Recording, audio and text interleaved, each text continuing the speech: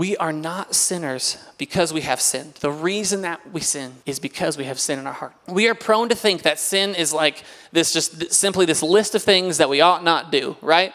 Like you've got some old nan off in the South and she's like, you do that stuff, you shouldn't do it, and then you feel guilty. Sin is first and foremost a deviation from what God has made, what he's intended, what he's invited us into, and what he desires for us. This is what Paul writes here in chapter 1. He says, we know God, but we reject God.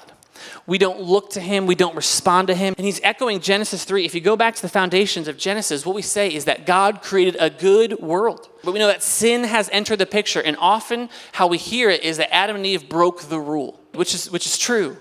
But it's deeper than that. The tree of the knowledge of good and evil was this tree that God made in the garden. And Adam and Eve were not meant to eat from this tree.